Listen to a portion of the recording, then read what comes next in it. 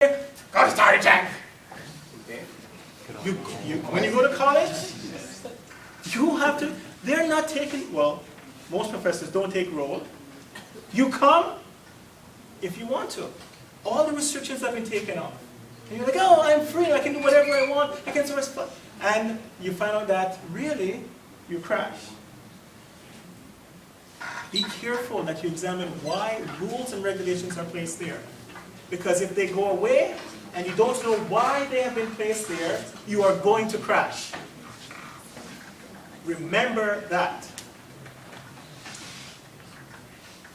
The next thing on this My Way theme is this thing called integrity.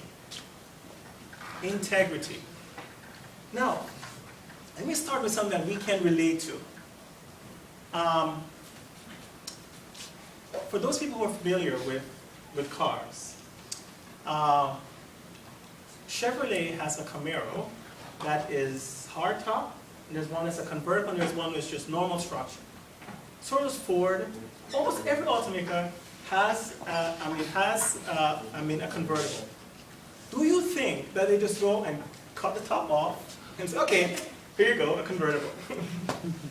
Yes. It sounds good, but they cannot do that. Why? The very fact that the convertible doesn't have the cage, it needs to have other reinforcements so that you can survive if indeed it gets into some kind of collision. Or if a car has not been designed properly from the ground up as a convertible, what does it do when you drive it? It shakes. Okay? If you're ever in a convertible and it's rattling, you know that is probably from some engineers that didn't have any idea what they were doing, or some company that didn't care to design it properly in the first place. Cutting off the top of something reduces the integrity of the vehicle because it becomes just not as solid anymore. So keep that in mind. Now, here is a definition I want to give you for integrity. Integrity, it is in great demand, but it's short in supply. Okay? It's easy to spot, but hard to find. It is like having a sure footing when you run. Having integrity means that all is well with the totality of your being. Mental, physical, spiritual. If you have integrity, all areas of your being is communicating with each other. And it makes sense. If you don't have integrity, you have some kind of discontinuity in one of those areas. I assure you. Okay? People of integrity are honest and forthright and have reputations to prove it. People with integrity are honest and forthright and have reputations to prove it. Now, when it comes to integrity, the most integrity-laden thing that we have now is, right, Guido, are you with us? Okay.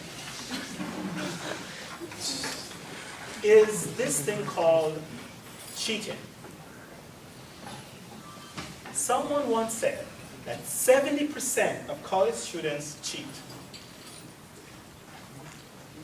Now, I'm thinking, if someone was dishonest to cheat, are they going to be honest in reporting whether they cheated? Think about that. Okay. The Marklanders, they're accustomed to this. They're like, oh, I always do this in class. Make you think. Because I think that when you stop thinking, that's when you start dying. Okay.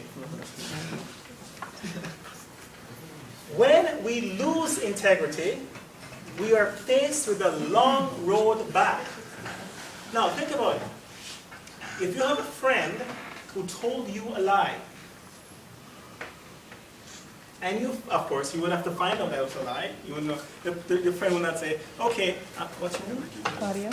Claudia is going to say to Jose, Jose, I'm telling you a lie. No, well, it has to be found out. Okay? Now, once that is found out, how do you instantaneously trust that person?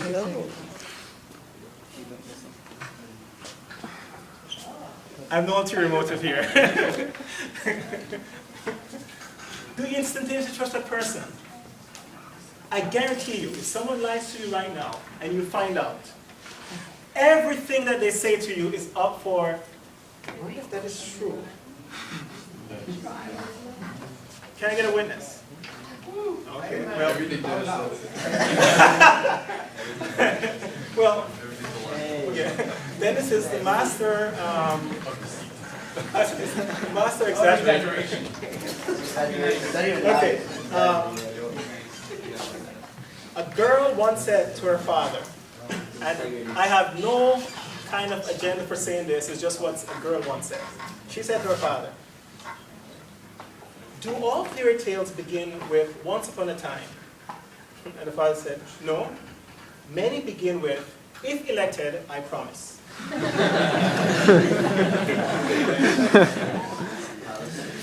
No agenda. No agenda. Just saying.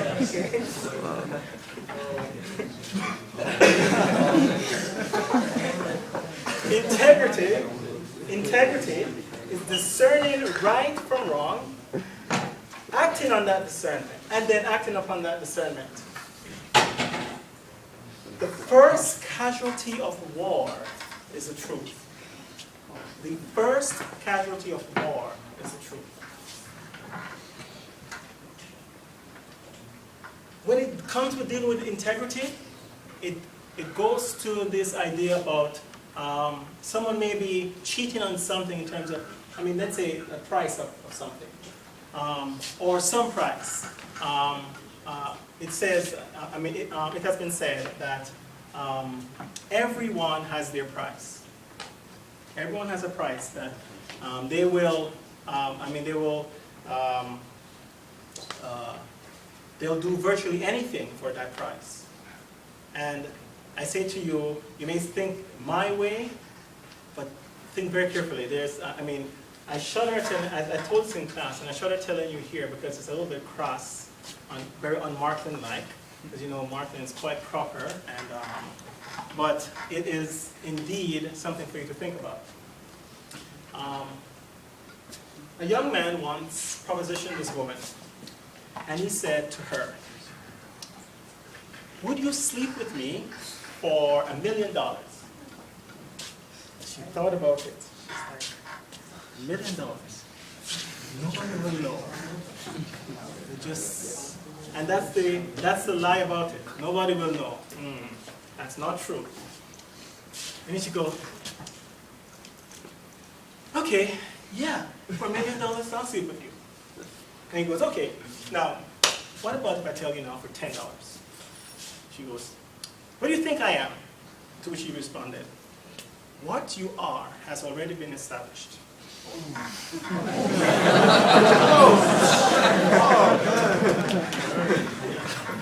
All we're haggling over is the price. I don't know if it's true. I don't know if it's true. But the fact is that the point of the entire story is that everyone has a price. Okay? May your price be so high that it can never be reached. Let's put it that way. Or, better yet, may you not have a price. Okay? Priceless. Okay? Now, when we have, here in my closing points now, life-changing lessons about integrity and regaining it once it has been lost. One thing that we need to know about integrity is that it's fragile. It's fragile. You already know about what occurs when, if this were glass, and I dropped it, it has certain energy it hits the ground with, and it's quite entropic afterward if it were glass. And I'm sorry I'm saying some things that people who are non-physics don't understand. But it's going to splinter in many pieces, let's put it that way, simply put. And you may say, I can glue it back together. But the fact of the matter is, even if it's glued back together, on the microscopic level, there's still going to be those cracks. You think about it, if I have a piece of wood here and I hammer a nail in it, I can take out the nail, but what does the nail leave? Integrity is kind of like that. You can be, you may do something that allows you to lose your integrity, and then you may do work to get back to where you once were. But the fact of the matter is, the scars of that integrity are going to remain there. So doing it your way may not be the best way.